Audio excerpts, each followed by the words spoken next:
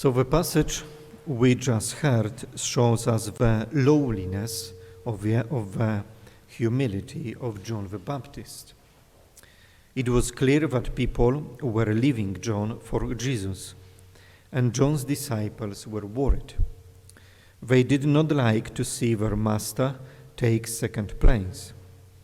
They did not like to see him abandoned while the crowds flocked out to hear and see the new teacher, Jesus. In answer to their complaints, it would have been very easy for John to feel injured, neglected, and unjustifiably forgotten. But John had a mind above that. He told his disciples three things. Firstly, he told them that he had never expected anything else. He told them that in the point of fact, he had assured them that he was not the leading place, but that he was merely sent as a herald, the forerunner, the preparer for the great one to come. And it would be his life a great deal if more people were prepared to play the subordinate role. So many people look for great things to do. John was not like that. He knew well that God had given him a subordinate task. It would save us a lot of resentment and heartbreak if we realized that there are certain things which are not for us, and if we accepted with all our hearts and did with all our mind the work that God has given us to do. Because to do a second task for God makes it a great task. All service ranks the same with God. Any task done for God is necessarily great.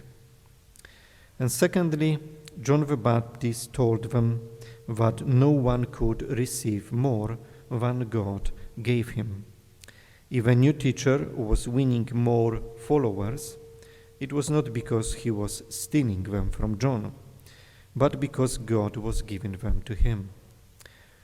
What jealousies, what heartbreakings, what resentfulness we might escape if we would only remember that someone else's success is given to him by God, and were prepared to accept God's verdict and God's choice.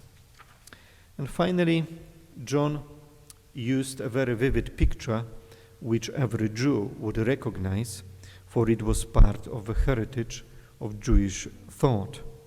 He called Jesus the bridegroom, and himself a friend of the bridegroom, the best man. And the friend of the bridegroom had a unique place at the Jewish wedding.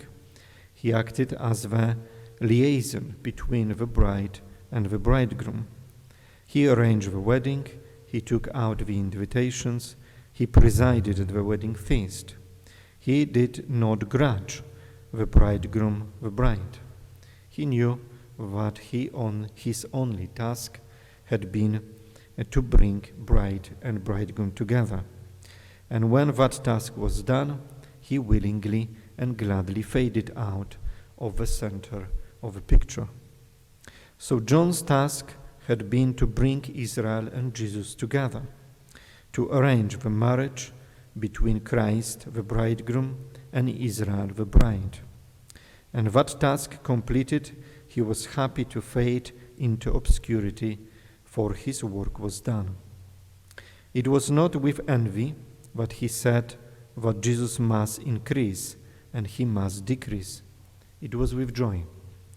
It may be that sometimes we would do well to remember that it is not to ourselves we must try to attach people, it is to Jesus Christ. It is not for ourselves we seek the loyalty of people, it is for him. Amen.